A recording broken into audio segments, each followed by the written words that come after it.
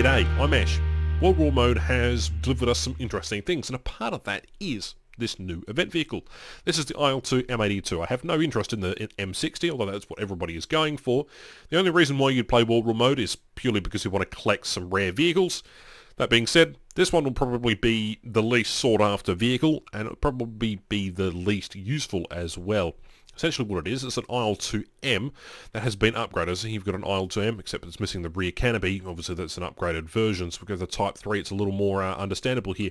It's a different sort of canopy on the front here, and if we compare it to the two, well, you can see it's sort of an enclosed sort of space in the back for the rear gunner, but there's also this great honking radial engine stuck onto the front where there would have been an inline radial engine. Sorry. There would have been an inline engine. Christ, I can't speak. Regardless, I'm going to leave that in. Essentially what happened was there was a shortage of AM38 engines, and the main designer, Elution, decided to re-engine two versions of these things. One with an LA5 engine, so the exact same engine as we've got in here. So the M82 14-cylinder radial, which is air-cooled. And then he also put in the LA5 engine as well. So what you have here is two different types of engines, one slightly tweaked for higher performance, and then a regular vehicle. It appears in game currently we have the form, we have the same engine as the LA5. Mind you, the engine differences are minimal. It doesn't make us, a slight difference in War Thunder anyway, but it is one honkin' unit. Just have a look at that thing. Absolutely massive. Rank 3, battle rating 3.3. You have to complete 4 stars in World War Mode, and then obviously do a bunch of other hoo-ha. But let's just say, is it worth it? Well, today we're going to be figuring out why, how come, what it's armed with, why it was introduced, what is its pros and cons versus different other aircraft. Now, it makes sense why it is an event vehicle. However, it's interesting, and we're going to talk about that today. So, stick around. Comparing how it flies to a regular IL-2, we've equipped one that is virtually the similar and very much identical. This is the IL-2M 3M, I think it is, on the top right, and then we've got the M82 in the center screen. This thing takes a while to take off. The M82 does not spool up particularly quickly, but as you can see, I did exactly the same movement as I did in the top right there, but this thing takes a lot longer to get off the ground. Takeoff run is basically the same, because technically they can get off at the same rate, but this engine adds an incredible amount of weight to that front end and makes the inline engine seem like a more viable approach. Granted, how does it perform? Well, directly after takeoff, you can sort of do a few basic maneuvers, but we're going to gather some speed here. Essentially, this thing is a flying brick, and obviously with ordnance it's going to change, but we'll get into ordnance in a second.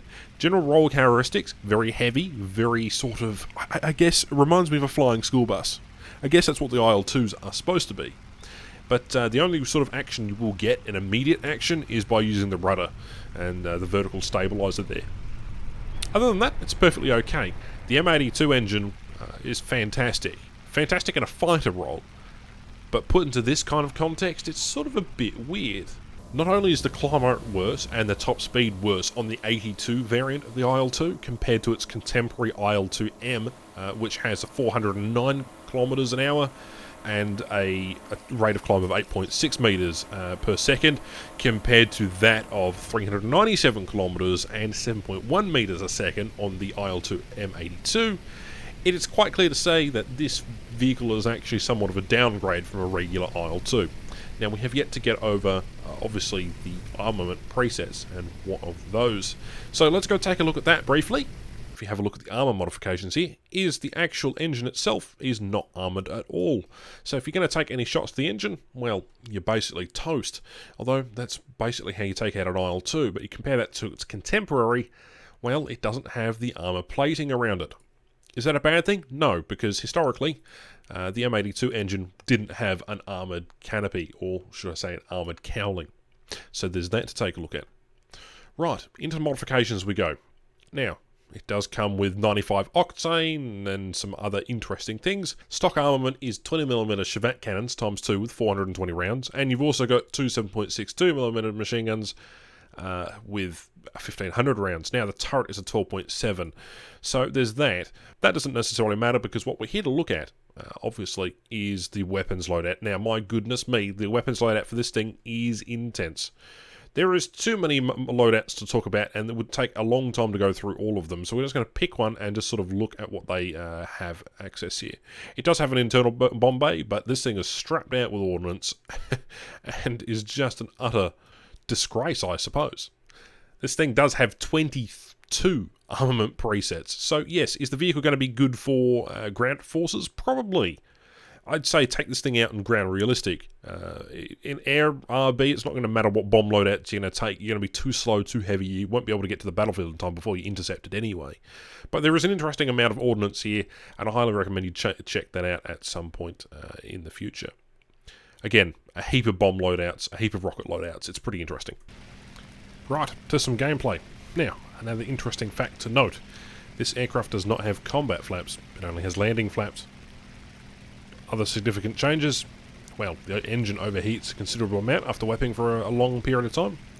The rear gunner doesn't have particularly good angles when it comes to firing around the tail, but that's to be expected with this kind of style of aircraft. The person who just sent me a Snapchat is a fucking idiot.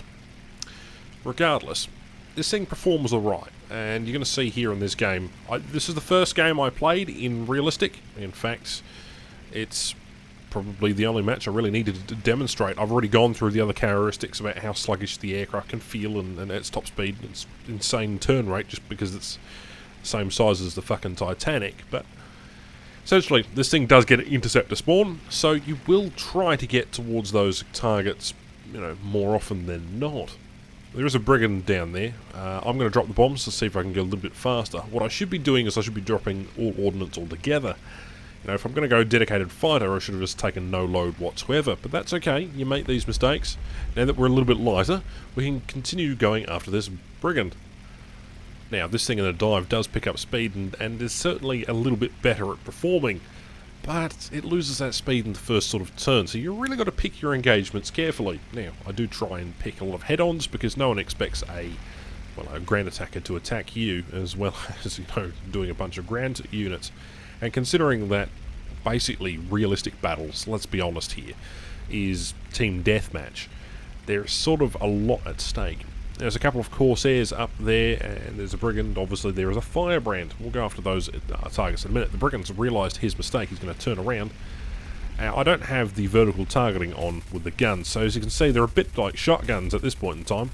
He does fire some rockets at me, and is, well, unfortunately for him, he's going to get caught on fire.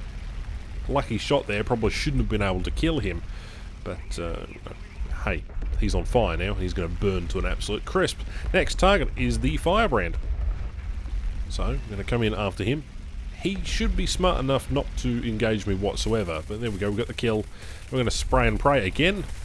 He goes up trying to avoid us. Well, we're going to come up underneath him and just light him on fire, like so. Well, firebrand is now going to go in. Regardless, there is a Corsair, so let's go after him instead. No bueno with that Corsair. This one's now realising that I'm on his 6. That's a second kill. I'm going to turn around, and here he comes. Here comes the Corsair, which is going to absolutely lead him full of lead there. Critical hit. We've taken out his engine 100%. Try and manoeuvre. Get pilot sniped from the rear. Corsairs and 50 cals, man. What can you say? Now, with all the problems with World War Mode as a whole, and how you achieve the stars and so on and so forth, I don't know that the aircraft is particularly worth it. However, if you're going for the M60, you're going to get this aircraft along the way anyway. That Corsair that I shot up just died, so fantastic, we've got the kill on that guy. Manoeuvrability wise, this aircraft is okay. It's mediocre at best. The lackluster performance due to the extra weight on the engine doesn't necessarily help the aircraft. As well as being the 20mm cannons and not the 23mm cannons, it is particularly hard to kill armoured targets, and that's something that is kind of lacking. As you can see here, there's good elevator authority, there's good rudder authority. Again, it's just a re-engined IL-2.